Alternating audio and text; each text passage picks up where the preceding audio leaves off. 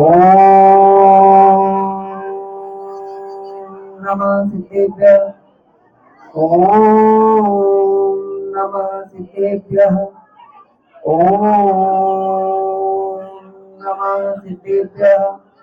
ओम जय जय जय नमोस्तु नमोस्तु नमोस्तु नमो अरिहन्ताणम् नमो सिद्धाणं नमो आयर्याणं नमो वज्रायाणं नमो लोये सव्वसाहुणम्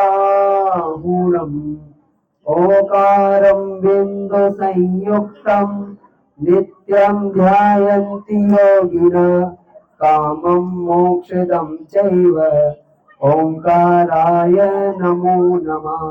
अविरल शब्द घनोग प्रक्षालित सकल बोधमल कलंका मुनि वीरूपास्य तीर्थ सरस्वती हरति नो दुरितान् अज्ञानतिमिरान्धानां ज्ञानाञ्जनशलाकया चक्षुरुन्मीलितं येन तस्मै श्रीगुरुवे नमः।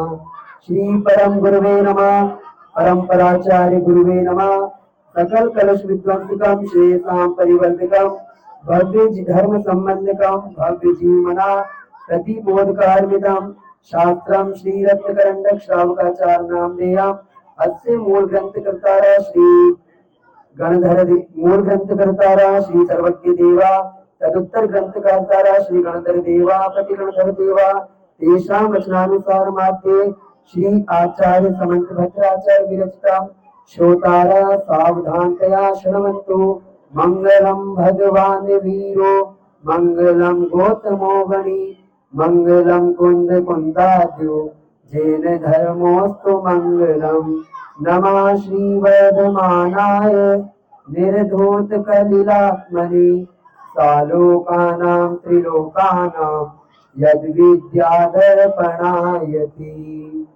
दो नीले दो लाल जिन दो गोरे भगवान दो तीर्थंकर जी हरि 16 स्वर्ण समान। मैं नन्हा बालक प्रभु मुझ में कुछ नहीं ज्ञान मेरे उर में आ बसो 24 भगवान।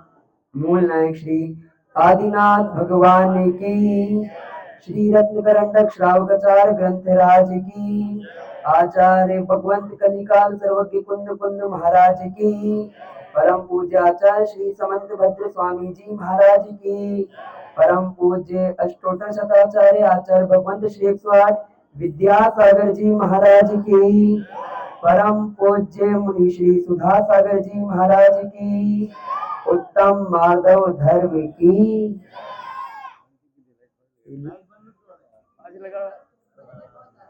भव्य जीवो। आज मोक्ष महल की सीढ़ी पर चढ़ते हुए हम दूसरे स्टेशन पर आ चुके हैं। पहले मैं आपसे एक सामान्य चर्चा करूंगा। हम जानते हैं, हमें नहीं पता है कि हमारी आयु कितनी निश्चित है, लेकिन मानो किसी की आयु 80 वर्ष है और वो आज 40-50 वर्ष का हो चुका है। किसी की आयु 40 वर्ष की है और वो 20-21 वर्ष का हो चुका है।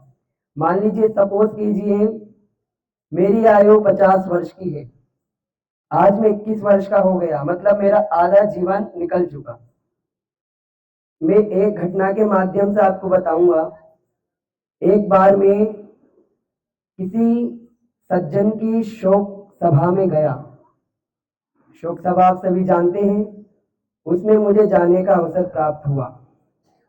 वो सज्जन एक ऐसे व्यक्ति थे जिन्होंने अपने जीवन में तमाम पुण्य कार्य किए, हर जगह से अपने व्यवहार अच्छे रखे, धर्म कार्य किए, लौकिक व्यवहार में भी लोगों की खूब सहायता उन्होंने की। बड़े बड़े राजनेता आए, क्या बड़े बड़े राजनेता उसमें आए, बड़े बड़े इंडस्ट्री के बड़े बड़े लोग उसमें आए, बड़े बड़े व्यापारी उसमें आए। सबने उन सज्जन के लिए अच्छे अच्छे संदेश दिए कि बोले स्वर्ग की प्राप्ति हो, उनका अगला भाव सुधर जाए, वो आने वाले समय में मोक्ष प्राप्त करेंगे, उनका परिवार खुश रहे। वो ऐसे व्यक्ति थे कि उन्होंने हमेशा धर्म कार्य किए, वो ऐसे व्यक्ति थे उन्होंने कभी किसी का दिल नहीं दुखाया। इतने अच्छे अच्छे संदेश प्राप्त हुए। फिर मेरी बारी थी बोलने की, मैंने भी उनके बारे में बोला। तो आज उस 1 घंटे के बोलने के बाद मुझे एहसास हुआ कि अपन ने बोल तो दिया, आने वाले समय में मेरी भी तो शोक सभा होगी। देखो जैन धर्म है, सीधी बात होती है, यहाँ पे कोई लालच वगैरह की बात का काम यहाँ पे नहीं।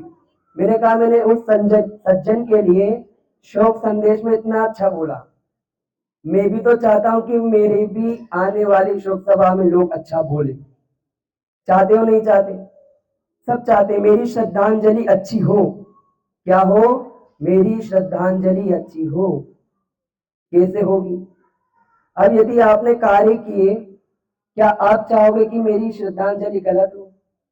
अगर सपोज ये आपकी डेथ हुई, आपकी श्रद्धांजलि में लोग बोले बड़ा क्रोधी आदमी था, अच्छा हुआ चला गया, बड़ा घमंडी व्यक्ति था, अच्छा हुआ चला गया, ऐसा व्यक्ति था इतना कर्जा लिया परिवार को डुबोकर चला गया, ऐसा व्यक्ति था तमाम मंदिर में झगड़ा करता रहा, ऐसा व्यक्ति था खून पीता रहा, सबका बढ़िया हुआ चला गया, परिवार को डुबा गया, कर्जा इतना था कि बेटे बेटियों को ऊपर और कर्जा चढ़ा गया।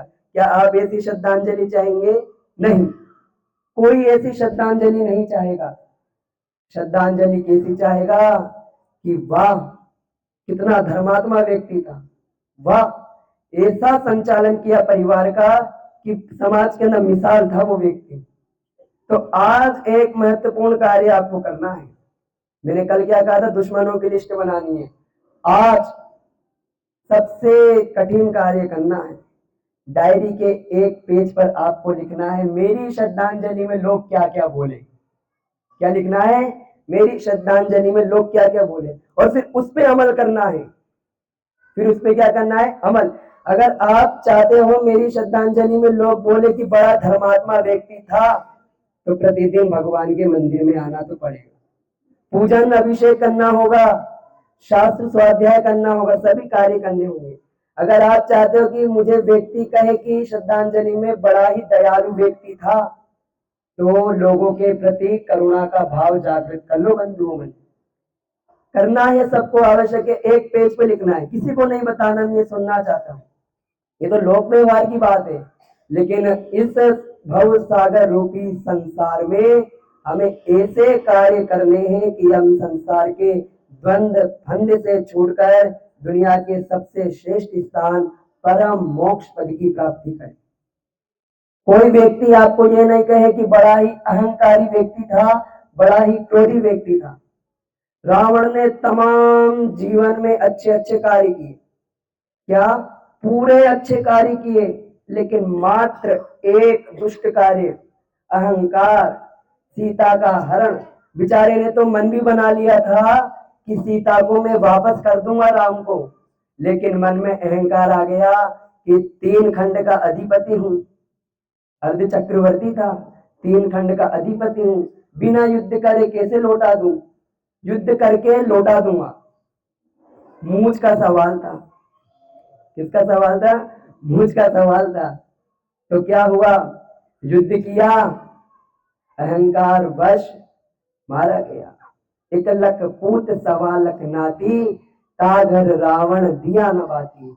1 लाख पोते 1.25 लाख नाती, 1 लाख पुत्र और 1.25 लाख नाती थे रावण के। और ऐसा विनाश हुआ किस कारण से?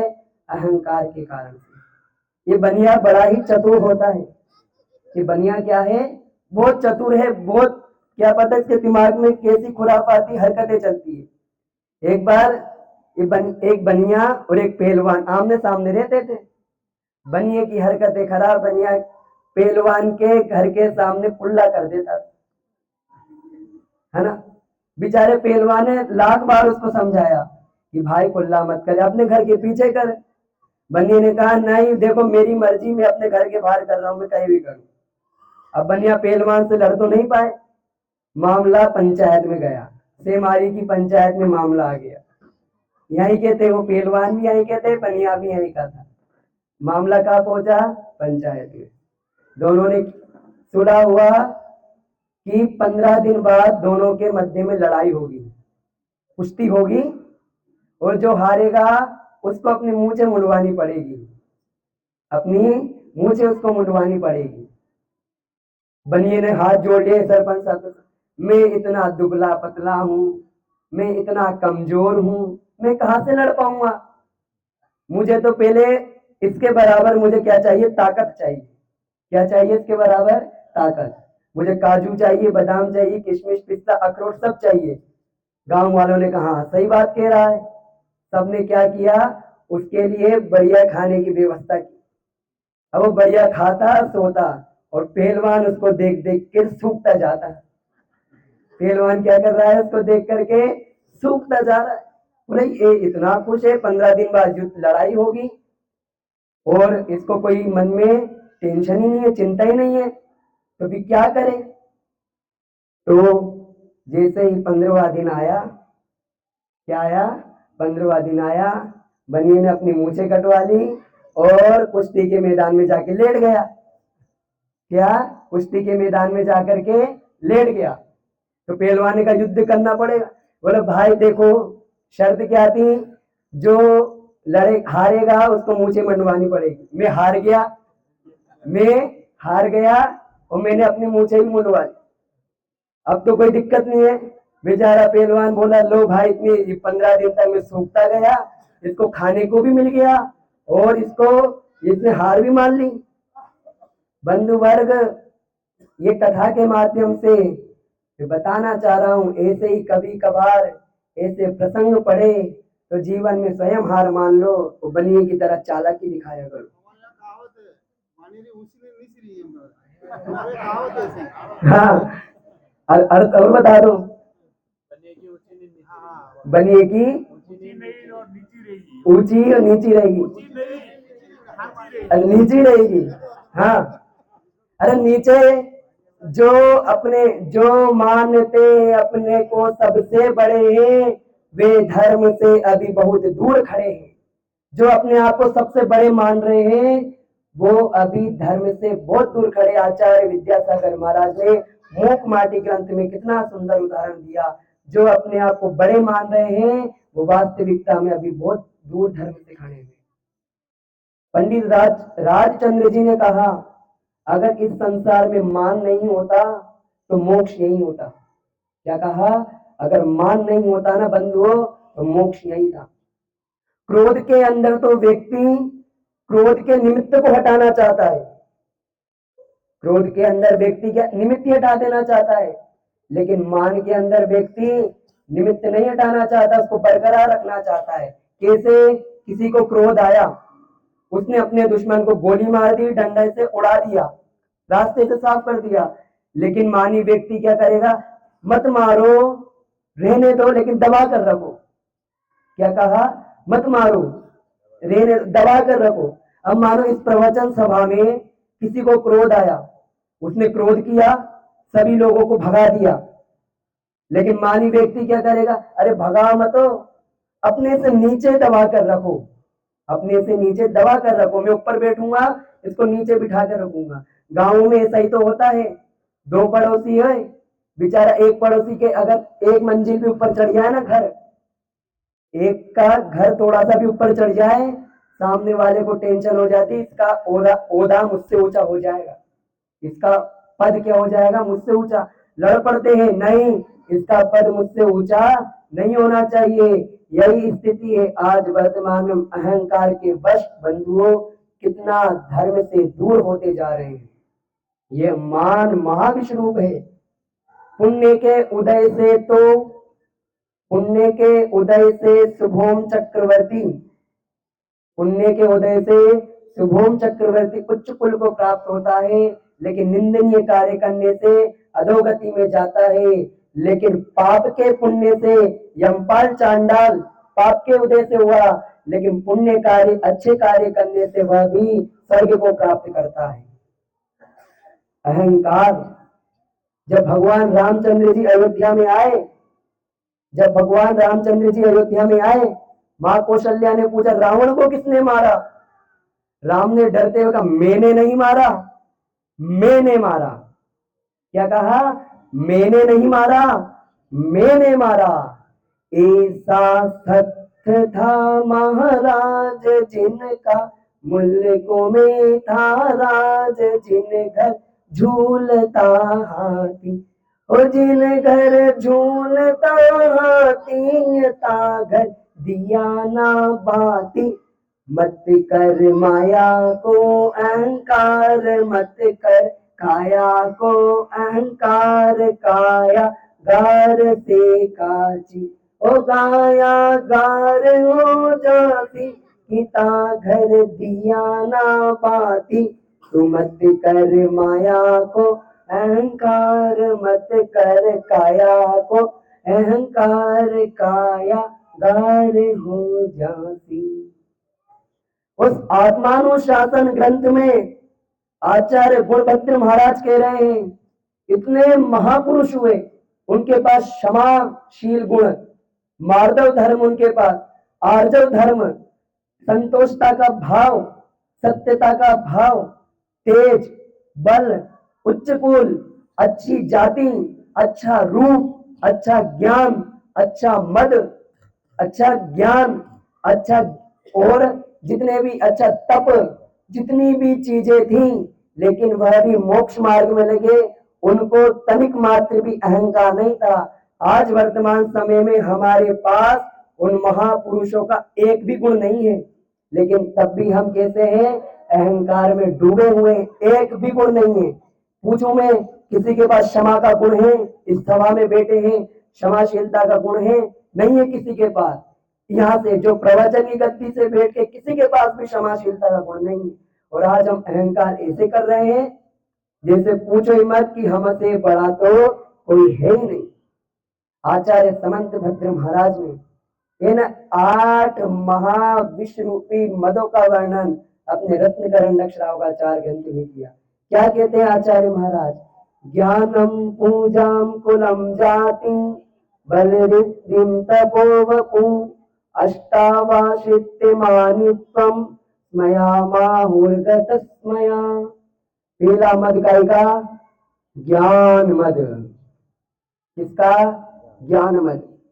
ज्ञानी है तो मद कैसा, ज्ञानी है तो मद कैसा, और अज्ञानी को मद। भर्तृहरि महोदय नीति शतक में बहुत अच्छा श्लोक बताते, अज्ञा सुकुमाराध्य सुखतर माराध्यते विशेषज्ञ, ज्ञान लव दुर्विदग्धम ब्रह्मा पीतम नरम न रंजयति। आचार्य भर्तृहरि कहते हैं अज्ञानी को समझाया जा सकता है। क्या कहा? अज्ञानी को आसानी से समझाया जा सकता है, विद्वान को और अच्छे से समझाया जा सकता है, लेकिन जो अधकचरा ज्ञान वाला अर्ध ज्ञानी है, उसको तो साक्षात 24 संवत्सरण भी भगवान लेकर आ जाए, ब्रह्मा भी आ जाए तो उसको नहीं समझा सकता। जो आधा ज्ञानी है और अहंकार से ग्रसित है। ज्ञान मद, ज्ञान का मद। थोड़ा सा ज्ञान क्या प्राप्त कर लिया, हम अपने आप को महाविद्वान समझने लगते हैं। कितने बड़े बड़े ज्ञानी हुए। कलिकाल सर्वज्ञ आचार्य कुंद कुंद स्वामी महाराज अपने ग्रंथ में कहते हैं, यदि मुझसे लिखने में कोई छल हो जाए उसको ग्रहण मत करना। अपना नाम कहीं नहीं दिया उन्होंने। आचार्य मानतुंग स्वामी महाराज अपने आप को अल्पश्रुतम बता रहे कि मैं बड़े बड़े ज्ञानियों के सामने क्या लिख पाऊंगा। और जो आचार्य मानतुंग स्वामी महाराज के खिलाफ जिन्होंने षड्यंत्र रचा, जो ज्ञान मान मत वारे थे, मुनि मान तुंग से हारे थे। षड्यंत्र रचा, अर्ध ज्ञानी थे। आज व्यक्ति थोड़ा सा ज्ञान क्या प्राप्त कर लेता है, अपने आप को वो फूला नहीं समाता। गौतम गणधर के साथ भी तो यही घटा था। गौतम गणधर के साथ भी तो क्या घटा? इंद्रबुद्धि गौतम अपने आप को उस समय सबसे बड़े ज्ञानी समझते थे, 500 शिष्यों के गुरु थे। जैसे ही सोधर्मिंद्र वृत्त ब्राह्मण का वेश बनाकर आता है, तो जैसे ही पूछता है 6 द्रव्य 7 तत्व 9 पदार्थों के नाम बताओ, गौतम बुद्धि अपनी बुद्धि को खुद, इंद्र बुद्धि गौतम अपने दिमाग को खुजाने लगती, क्या है ये 6 द्रव्य क्या है, 7 तत्व क्या है, 9 पदार्थ क्या है। तो सोच, गौतम इंद्रभूति गौतम कहता है कि है क्या ये, कौन बताएगा, मुझसे भी ज्यादा ज्ञानी कोई है क्या। तो धर्मेंद्र कहते हैं चल मेरे गुरु के समूह शरण के अंदर, मैं तुझे बताता हूँ उससे ज्यादा ज्ञानी भी कोई है। वो इंद्रभूति गौतम चला जा रहा है, समूह शरण की ओर धीरे धीरे कदम बढ़ रहे हैं। क्या करता है बंधुओं, जैसे ही भगवान के मान स्तंभ के दर्शन कर लेता है वो इंद्रभूति गौतम, सारा मिथ्या ज्ञान उसका चूर चूर हो जाता है। वो मिथ्या ज्ञान सम्यक ज्ञान में परिवर्तित हो जाता है। ये होता है भगवान के समवसरण का चमत्कार। पूरा ज्ञान चूर चूर हो गया। इतने बड़े बड़े विद्वान धरा पे हुए हैं। उदयपुर के अंदर आदरणीय पंडित जवाहरलाल जी भिंडरवाले, नाम सुना? आदरणीय जवाहरलाल जी भिंडरवाले सुना? आदरणीय श्री, सबके नाम बताऊंगा आज मैं, टोडरमल स्मारक के आदरणीय हुकुमचंद जी भारे, सांगानेर संस्थान के पंडित रतनलाल जी बेनारा, आज जिनकी बदौलत आप प्रतिमानियों का स्वाध्याय कर रहे हो, आदरणीय पंडित पन्नालाल जी साहित्याचार्य, आज सर्वार्थ सिद्धि जिनके अनुवादक पंडित कैलाश चंद जी शास्त्री, पंडित फूलचंद जी शास्त्री, इतने पंडित भूरामल जी। विद्वानों में विद्वान कभी चारित्र को ग्रहण नहीं कर पाता। बड़े बड़े हुए, पन्नालाल जी ऐसे खूब हुए, लेकिन एकमात्र विद्वान बंधु ऐसे थे हमारे राजस्थान के सीकर जिले के राणोली गांव में जन्मे पंडित भूरामल जी, जो आचार्य ज्ञान सागर जी महाराज बने और ऐसे ऐसे साहित्यों का सृजन कर डाला। ऐसे ऐसे साहित्य आचार्य महाराज ने लिखे कि माघ इतने बड़े बड़े कवियों को टक्कर देते हैं उनके ग्रंथ, लेकिन तनिक मात्र भी उनके अंदर क्या नहीं था, अहंकार नहीं था। जब आचार्य पद उस 25 वर्षीय 26 वर्षीय विद्याधर को अपना आचार्य पद दिया, जैसे ही आचार्य पद दिया, आचार्य महाराज खुद नीचे जाकर बैठ गए। इससे बड़ा उदाहरण क्या मिलेगा। वो 85 वर्षीय वृद्ध मुनीष आचार्य ज्ञान सागर जी महाराज नीचे जाकर बैठ गए और 26 वर्षीय युवा विद्यासागर जी को अपना गुरु बना लिया कि आज मैंने आचार्य पद का त्याग कर दिया है। क्या कर दिया है? मैंने आचार्य पद का त्याग कर दिया है, अब आप ही मेरे गुरु हो। आज व्यक्ति को कहीं भी हो, चाहे सरकारी नौकरी में कोई पद हो, चाहे मंदिर में कोई पद हो, चाहे कोई समिति का पद हो, एक बार पद क्या मिल जाता छूटने का नाम नहीं लेता, अहंकार हो जाता है उसको। मैं कल अध्ययन कर रहा, एक छिपकली ऊपर थी। क्या थी? एक छिपकली। मैंने उससे व्यंग्य में पूछा, भाई बहन नीचे आ जाओ। क्या? बहन नीचे आ जाओ। छिपकली बोले, नहीं बाबा नहीं, मैं नीचे आ गई तो दीवार गिर जाएगी। मैं नीचे आ गई तो मैंने दीवार को पकड़ रखा है। यही आज स्थिति है छिपकली की तरह। व्यक्ति सोचता है कि समाज को मैं चला रहा हूँ, इस मंदिर को मैं चला रहा हूँ, इस परिवार को मैं चला रहा हूँ, घर गृहस्थी कुटुंब आदि सबको मैं चला रहा हूँ। मैं, सबसे बुरा शब्द क्या आ गया? मैं भी करता हूं तक तो सही है, लेकिन मैं ही करता हूं, यहाँ पे अहंकार है। स्वाभिमान ठीक है, लेकिन अभिमान अच्छा नहीं है। हम जैन कुल में जन्मे, अभिमान करो रे, ये घमंड नहीं है, ये तो हमारा पुण्य है, हम तो स्वाभिमान कर रहे हैं। कुछ लोग कहते भैया भजन में कहते अभिमान करो रे, खुद ही को चिल्ला चिल्ला के कह रहे हो। अभिमान मत करो, स्वाभिमान करो। ये स्थिति ज्ञान मत, अगर आप में ज्ञान है किसी को बताते नहीं हो, आता है बता नहीं रहे, ईर्ष्यावश नहीं बता रहे, किसी को अंतराय डाल रहे हो, तो क्या होगा? ज्ञानावरणी कर्म का असर होगा। अब बच्चे यहाँ पे सुन के मत बोल लेना भैया परीक्षा के अंदर नहीं बताएंगे तो हमें ज्ञानावरणी कर्म का असर होगा। नहीं, परीक्षा का नाम ही यही है, नहीं बताना। लेकिन कभी आपने पढ़ लिया हो, अपने दोस्तों को समझाओ, अपने भाई को समझाओ, अपनी बहन को समझाओ, कभी ज्ञान का मत करना। दूसरा मत, कुल मत। यहाँ पे कोई इक्ष्वाकु वंश का है क्या? कोई कुरु वंश का है? कोई रघुवंश का है? कोई कौरव वंश का है? कोई नहीं है। अरे कौन सा कुल है? कोई कुल है क्या ऊंचा जो अहंकार कर रहे हैं हम? मैंने कल भी कहा था, दुनिया का सबसे बड़ा कुल चक्रवर्ती, कामदेव, ब्राह्मी, सुंदरी, नाग, पुलकर, तीर्थंकर, इतने बड़े बड़े मिल गए, लेकिन क्या खोटे कार्य करने से नीचे कुल प्राप्त होना बुरी बात नहीं है, लेकिन उच्च कुल में पैदा होने के बाद भी निंदनीय कार्य आप कर रहे हो, तो हमारा उच्च कुल में जन्म लेना भी व्यर्थ है। आज हम कुल का अभिमान करते, मेरा गोत्र ये है, कोई लगाता है, अब किसी की गोत्र का नाम नहीं लेंगे, वरना कोई कहता है मेरा फलाना गोत्र, मेरे गोत्र ऐसा है कि कोई है ही नहीं, मेरा परिवार इतना ऊंचा था। कुल का अहंकार मत करो।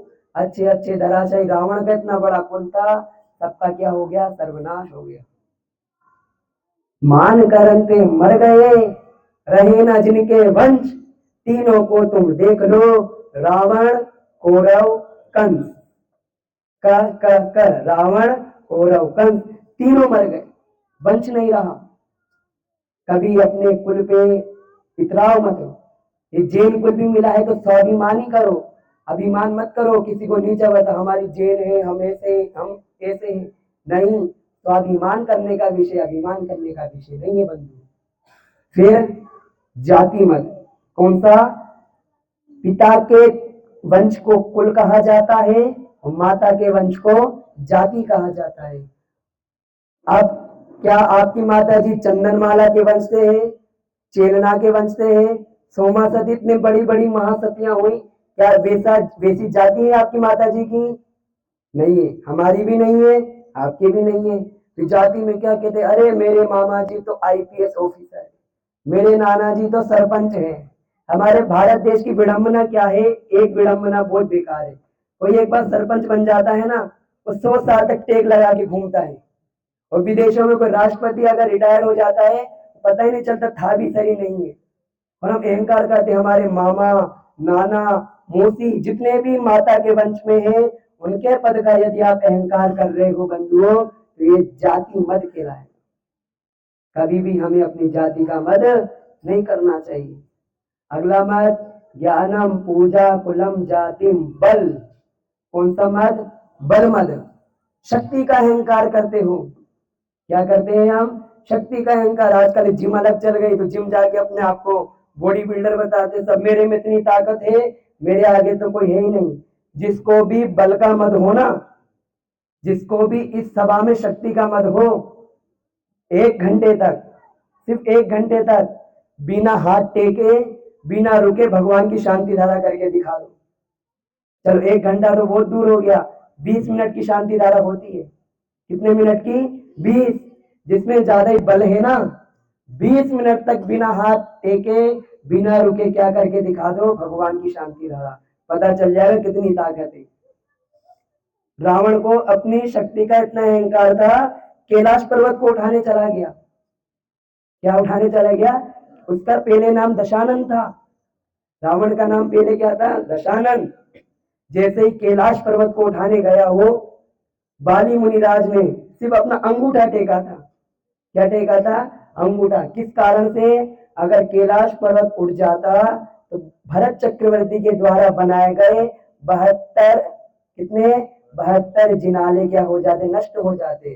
24 भूतकाल, 24 वर्तमान काल, 24 भविष्य काल की 24 बनाई थी। बाली मुनिराज ने अपना अंगूठा टेका, रावण का हाथ दब गया और दशानन क्या करने लगा, रुदन करने लगा। रुदन के कारण उसका नाम क्या पड़ गया, रावण पड़ गया। श्री कृष्ण को भी अपनी शक्ति का घमंड था कि मेरे से ज्यादा शक्तिशाली कोई है ही नहीं। नेमिनाथ भगवान के सामने जैसे ही गए, इनके सामने, नेमिनाथ भगवान के सामने जैसे ही पहुंचे, और नेमिनाथ भगवान ने अपनी चट्टी उंगली बताई, बोले इसको हिला के दिखा दो। हिला नहीं पाए, पूरी शक्ति क्या हो गई उनकी, चूर चूर हो गया। उसके बाद कितने षड्यंत्र रचे गए नेमिनाथ भगवान के खिलाफ, कि कैसे वैराग्य उत्पन्न कराए, कैसे क्या करे। ये शक्ति का अहंकार इतना भयंकर है कि हम अपने आप को पतन के मार्ग की ओर ले जाते हैं। कभी अपने बल का अहंकार मत करो। बल का यदि कभी सदुपयोग करना पड़े तो अच्छे कार्यों के लिए करो। किसे करो, दीन दुखियों की सेवा के लिए अपनी शक्ति को लगाओ, भगवान की सेवा में अपनी भक्ति लगाओ, सम्राट महाबल सेनानी उस क्षण को टाल सकेगा क्या, अशरण का या नभ में हर्षित निज जीवन डाल सकेगा क्या। वो क्षण को नहीं डाल पाएगा। कितना ही सम्राट महाबल सेनानी, सिकंदर ने एड़ी चोटी का दम लगा दिया था, एड़ी चोटी का दम लगा दिया कि पूरी संपदा सब ले लो, मां से मिलवा दो। शक्ति थी ना उसके पास, तो कितने लोगों को उसने मारा, दुनिया जीतने चला था। कल्याण मुनि के सामने हार गया भारत में आते। किनके सामने? कल्याण मुनि के सामने। वो सिकंदर का पूरा अहंकार कैसा हो गया बंधुओं, चूर चूर हो गया। यही तो कहा, हनुमान ने इतनी सहायता की भगवान राम की, हनुमान जी ने कितनी सहायता की। भगवान राम ने कहा, क्या कहा कि मेरे पास 4 पद है, इंद्र, कुबेर, चक्रवर्ती, कामदेव। इन चारों पदों में से तुझे एक पद लेना पड़ेगा। कामदेव ने राजा, कामदेव तो पहले ही थे। इन 4 पदों में से तुझे एक पद लेना पड़ेगा। हनुमान ने कहा नहीं, मुझे पद नहीं चाहिए, मेरे ऊपर तो आपका हाथ रखा हुआ है। राम ने कहा वो तो है ही, लेकिन तुम्हें पद लेना पड़ेगा, ये मेरा आदेश है, टेक टू ऑर्डर। तो हनुमान ने कहा कि अब एक पद नहीं चाहिए, अब तो 2 पद चाहिए। हनुमान ने क्या कहा, अब एक पद नहीं, अब तो मुझे दोनों पद चाहिए, 2 पद चाहिए। बंधु आप बताओ कौन से 2 पद मांगे होंगे? राजा, कुबेर, चक्रवर्ती और इंद्र, इन 4 पदों में से कौन सा पद मांगा होगा हनुमान जी ने? कौन सा? एक भी नहीं, उसने 2 पद क्या मांगे, इस भक्त के सर पे आपके दोनों चरण रख दो, मेरे जीवन का उद्धार हो जाएगा, मुझे संसार में किसी पद की आवश्यकता नहीं है। हम क्या भावना भाई, तेरे चरण कमल द्वय जिनवर रहे हृदय मेरे, तेरे चरण कमल द्वय जिनवर रहे हृदय मेरे, मेरा हृदय रहे सदाई चरणों में तेरे, पंडित पंडित मरण हो मेरा, ऐसा अवसर दो, मेरा अंतिम मरण समाधि तेरे दर पर हो। अहंकार पूरा चूर हो जाएगा, कोई भी आपको जरूरत नहीं पड़ेगी, क्योंकि यदि आपने अपना हृदय भगवान के चरणों में रख दिया और भगवान के चरण अपने हृदय में बिठा लिए, आपको संसार की कोई भी ताकत हराने वाली नहीं। बल मद के बाद कौन सा मद? ज्ञानम पूजा कुलम जाति बल रिद्धि ऐश्वर्य। मेरे पास इतना है, मेरे पास इतना धन है, मेरे पास पूरे इतने संसाधन है कि संसार में किसी के पास नहीं है। 18 करोड़ घोड़े, 84 लाख हाथी, 96,000 रानियां, 14 रत्न, 9 निधि, 32,000 मुकुटबद्ध राजा। संसार का इतना वैभव होने के बाद भी भरत चक्रवर्ती ने कभी अहंकार नहीं किया बंधुओं, कभी भी अहंकार को अपने मन में प्रवेश होने ही नहीं दिया।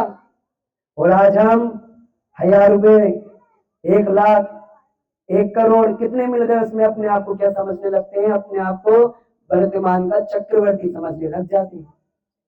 जब इतने बड़े बड़े चक्रवर्ती, क्या कहा गुणभद्राचार्य, क्या कह रहे आत्मानुशासन में, हमारे पास तो महापुरुषों का रंच मात्र भी क्या नहीं है, गुण नहीं है, और हम क्या कर रहे हैं, अहंकार कर रहे हैं। रिद्धि के बाद रूप मद, तप मद, फिर शरीर का मद, तप का मद।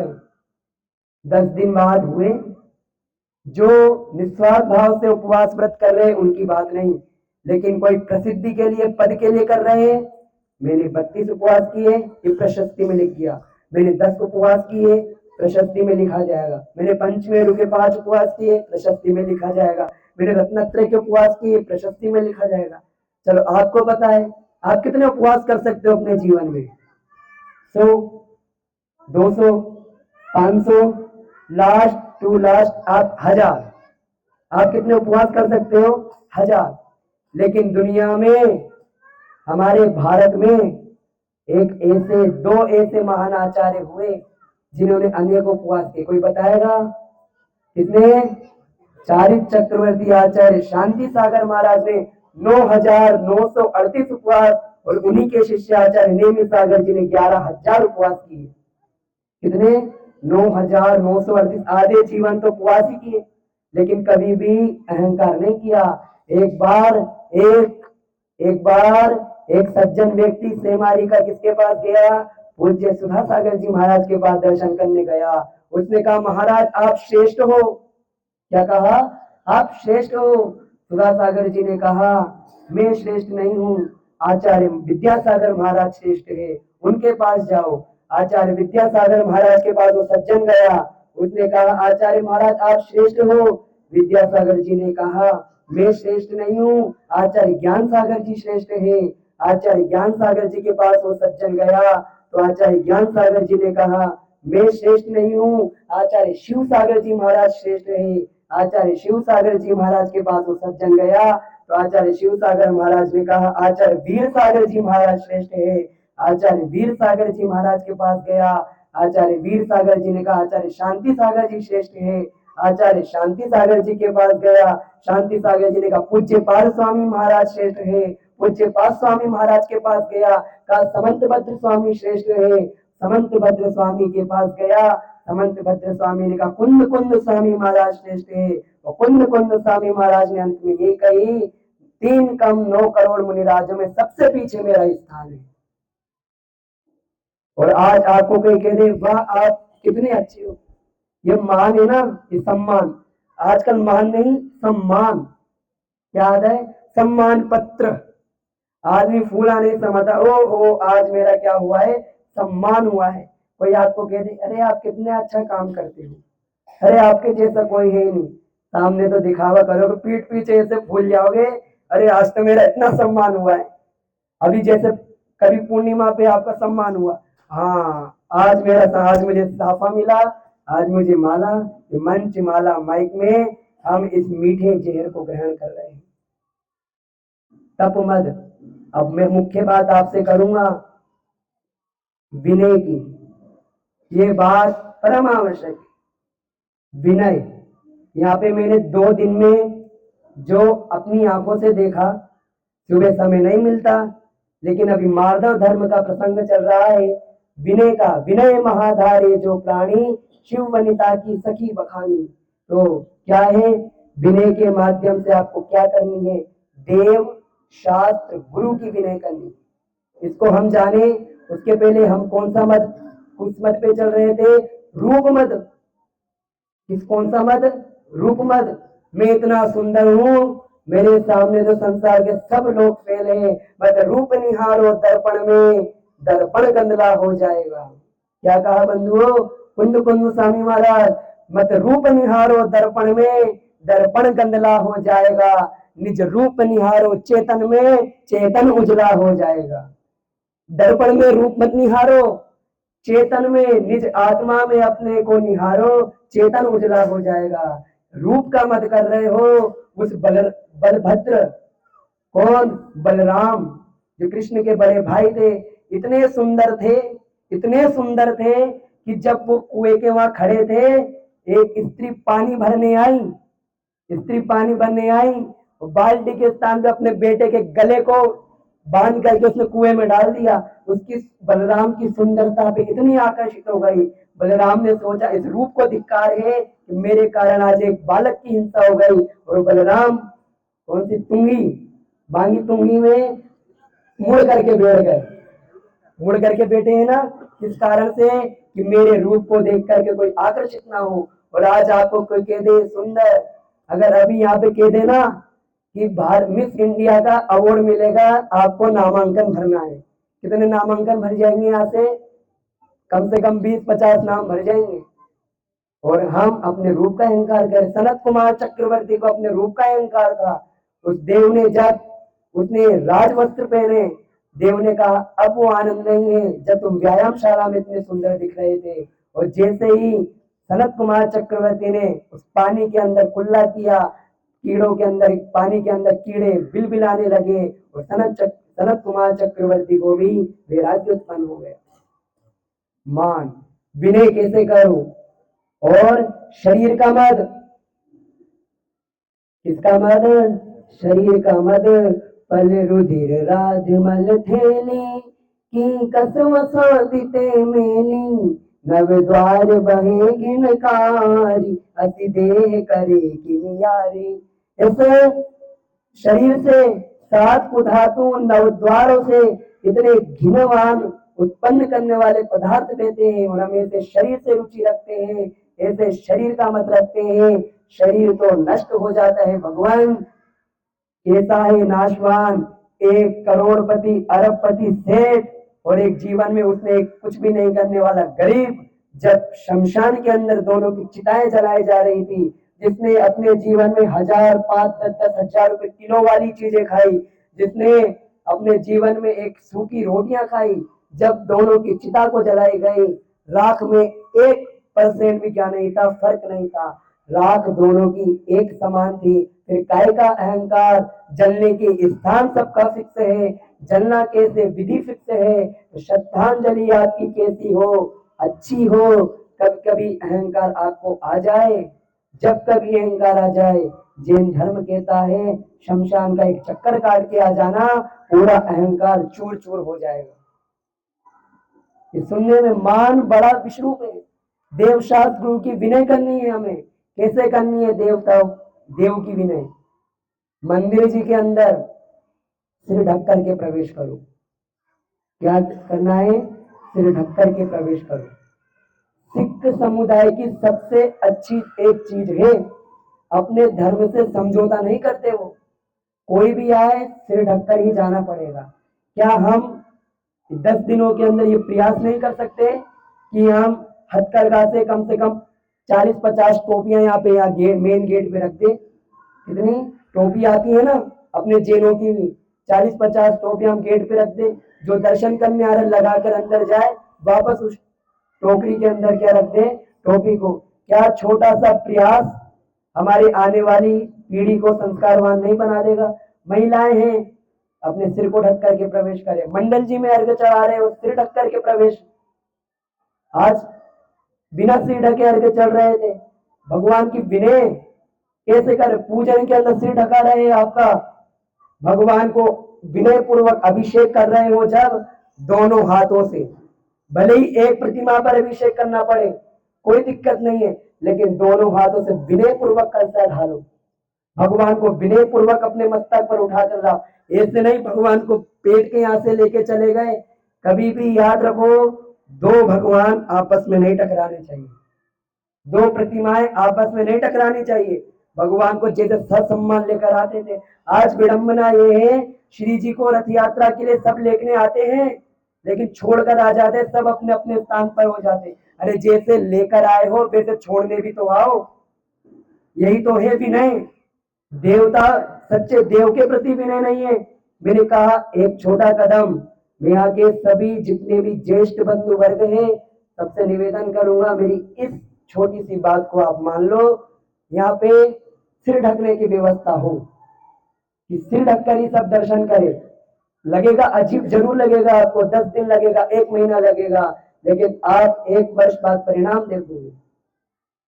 सिर ढक करके दर्शन। मैंने कहा रथ यात्रा में लेने आ गए श्री जी को, लेकिन छोड़ने कोई नहीं आता। अभिषेक के लिए लेने आ गए, जब भगवान का अभिषेक हो रहा हो, आप उस समय खड़े रहो।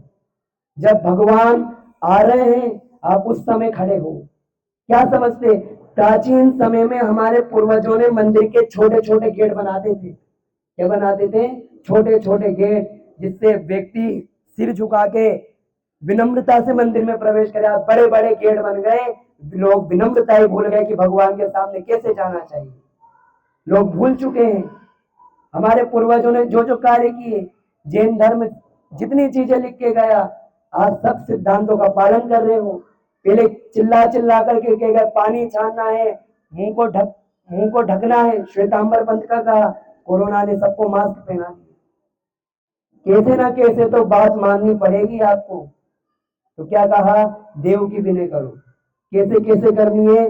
मंदिर में झुक करके प्रवेश करो। ऐसे नहीं कि बूढ़ों की तरह झुक के चलो, सिर नीचे हो।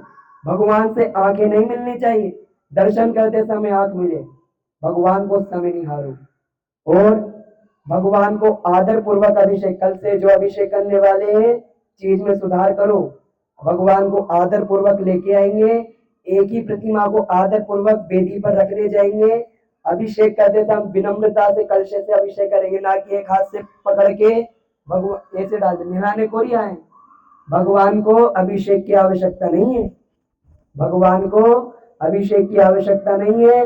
आप अपने पापों को धोने के लिए भगवान का अभिषेक करे हो। श्री जी का अभिषेक करे हम, नेक शुद्ध जल द्वारा, धुल जाए पाप हमारा।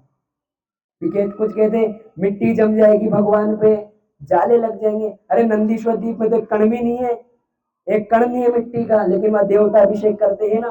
तो यहाँ पे देव की भी नहीं करो, शास्त्र की भी नहीं करो। कैसे करो शास्त्र की भी नहीं? जिनवानी के ऊपर कवर चढ़ाओ, जिनवानी की यथास्थान सफाई करो। कैसे करो? एक मोर पंखी आती है, अलग से वस्त्र होते हैं, और आप चाहते हो तो अलमारी जिसमें जिनवानी रखते हो, वहां पे छोटे छोटे कपूर के टुकड़े भी आप रख सकते हो, जिससे बदबू नहीं आती, उसमें दीमक आदि नहीं लगते। गुरु की भी नहीं करो, जिनवानी की भी नहीं। और कैसे करो? जब जिनवानी सभा में आ रही हो तब सभी अपने अपने स्थान पे खड़े हो। जब तक जिनवानी यथा स्थान नहीं जाती, कोई भी अपने स्थान ना छोड़े, और जिनवानी के सामने हमेशा नतमस्तक होकर रहे। गुरु की विनय कैसे करो? हमेशा गुरु के पीछे चलो। किसके से? गुरु के हमेशा पीछे चलो, क्योंकि गुरु से और डॉक्टर से ज्यादा चालाकी काम नहीं आती, अनुभवी वही है। गुरु का ही कभी निंदा मत करो। क्या मत करो? गुरु की निंदा मत करो बंधुओं, क्योंकि गुरु निंदा का सबसे बड़ा अभिमान वश गुरु की निंदा की थी। कौन था वो? अभिमान था। अभिमान वश राजा श्रेणिक ने गुरु की निंदा की। 500 कुत्ते छोड़ दिए। कितने? 500 श्वान छोड़ दिए, लेकिन वो कुत्ते भी भगवान की वीतरागता को देख के वहां नतमस्तक हो गए। बाण चलाए, बाण भगवान तक, महाराज तक नहीं पहुंचा। कितने कष्ट दिए, लेकिन बाद में हार मान के उसने मरा हुआ सर्प डाला। लेकिन हमारे महाराज यशोधर महाराज इतने विनम्रशील थे, उन्होंने रंच मात्र भी क्रोध नहीं किया। आज उत्तम मार्दव के दिन 4 सूत्र आपको यहाँ से ग्रहण करके जाना है। परनिंदा और आत्म प्रशंसा नहीं करनी है। क्या? परनिंदा और आत्म प्रशंसा नहीं करनी है, क्योंकि परात्म निंदा प्रशंसे सद सद गुणों छादनोद भाव नीचा नीचे गोत्र से, नीच गोत्र का बंद कराएगा। तो पर निंदा मत करो, आत्म प्रशंसा मत करो। किसी भी कार्य में अपने आप को कर्ता मत मानो कि ये कार्य मैं कर रहा हूं। निस्वार्थ भाव से भगवान की सेवा करो, निस्वार्थ भाव से अच्छे कार्य करो। तीसरा सूत्र, बड़ों का सम्मान सबसे पहले आवश्यक है। किनका सम्मान? बड़ों का, सीनियर सिटीजन का सम्मान सबसे पहले आवश्यक है। और चौथा सूत्र, पहला सूत्र क्या? परनिंदा आत्म प्रशंसा नहीं करनी है। दूसरा सूत्र, दूसरा, किसी भी कार्य में अपने आप को करता मत मानो कि मैं ही कर रहा हूं, मैं भी कर रहा हूं। ये बोल सकते हैं, लेकिन मैं ही कर रहा हूं ये आपको अपने मुख से नहीं निकालना है। तीसरा, तीसरा, बड़ों का सम्मान सर्वप्रथम आवश्यक। और चौथा, कितने ही वैभवशाली, संपन्नशाली, गुणशाली हो जाओ, अपने मन में तनिक मात्र भी मान का भाव उत्पन्न मत होने देना। ये मान महाविश्वरूप है, विश्वरूप है मान। आपकी श्रद्धांजलि कैसी होगी ये आपके ऊपर आश्रित है। आप आज जाके लिखना कि मेरी श्रद्धांजलि में ऐसे वचन बोले जाए, और उन वचनों के अनुसार अपने जीवन में बदलाव लाने की कोशिश करना। अगर धार्मिक सुनना है तो धार्मिक कार्य करो, यदि करुणावान सुनना है तो दयालु बनो। और जो जो आपको सुनना है कि अच्छा था, सम्मान्य था, कोई के विनम्रशील आपको सुनना है तो बड़ों का सम्मान आवश्यक कर दो। कितने ही ग्रेजुएशन, कितने ही आप पढ़ लो, कितनी डिग्री हो, लेकिन यदि आप अपने सीनियर, अपने से बड़े वृत्त, अपने सम्मान्य जनों का यदि सम्मान नहीं करते हैं, पूरी शिक्षा व्यर्थ है। आज ये बच्चे जितने आगे बैठे हैं, आप भी एक बात याद रखो, बड़ों का सम्मान पहले आवश्यक है। कैसे? माता पिता के दोनों चरण छूना है। भगवान से पहले आपके गुरु, यदि कोई भगवान है, आपके माता पिता है।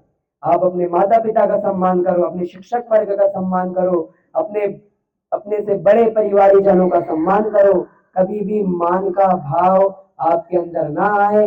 ज्ञान, पूजा, कुल, जाति, बल, रिद्धि, तप और शरीर का मद आपके अंदर कभी नहीं आई। ये 8 मत तो प्रमुख बताए गए हैं, इनके विपरीत असंख्यात मत भी हो सकते हैं। आप कितने कितने प्रकार के मत करते हो, इनका त्याग करना है।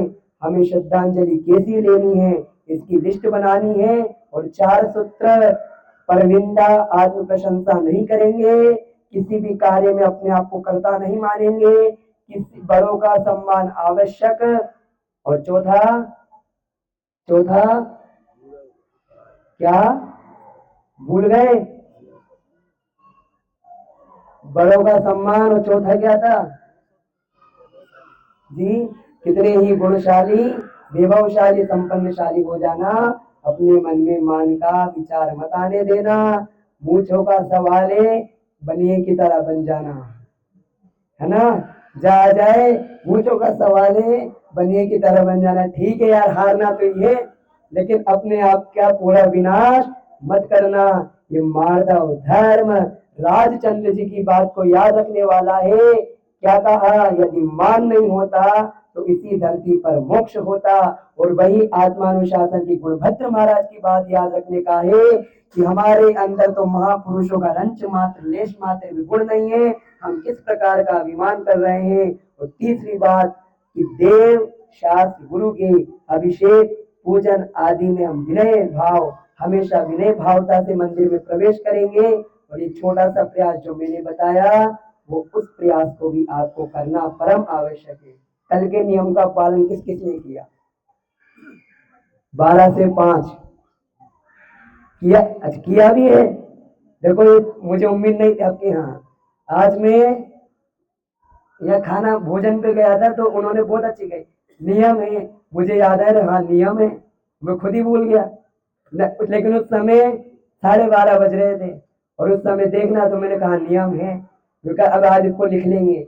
अब कल कितने लोगों ने पालन किया? 5, 1, 2, देखो एक नियम पालन नहीं कर पाए। 3, 4, 5, 6, 7, 8, 9, 10, 11, 12, 13, 14, 15, 16, सिर्फ 16 लोगों ने, 17, देखो धीरे धीरे हाथ उठ रहे। 17 लोगों ने क्या किया? नियम का पालन किया। कल का नियम, कल का नियम अब आप बता दो जो लेना चाहते हो, वरना यहाँ से। हाँ बताओ कौन सा? चलो दादाजी बताएंगे कौन सा नियम लेना है। सबको कौन सा नियम दे करके लिए?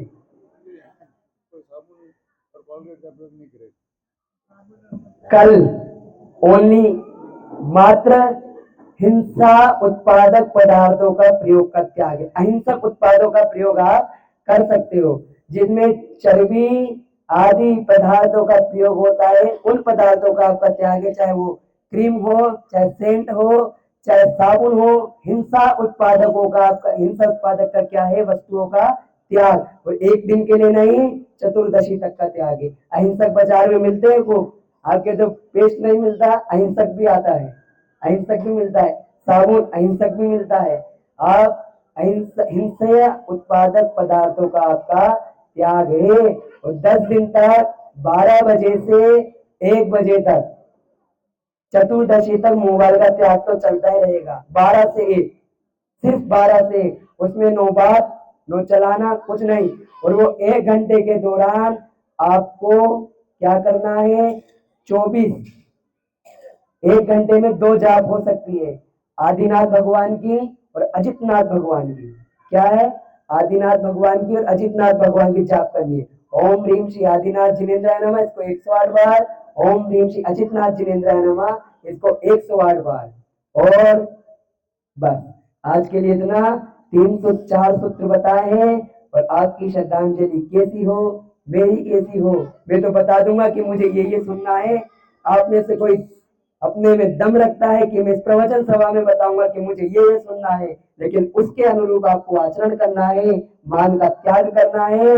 और मृदो भावा माधवम स्वभाव माधवम च, क्योंकि स्वभाव में मृदुता आने से कौन सी गति का बंद होता है? आयु का, मनुष्य गति, मनुष्य आयु का बंद होता है। इस प्रकार हम भी अपने जीवन में मान का त्याग करें, मृदुता को धारण करें। इनके समान, हनुमान के समान, कोई पद की आवश्यकता नहीं है। और अपने जीवन में दिन दुगनी रात चौगुनी तरक्की करते जाएं।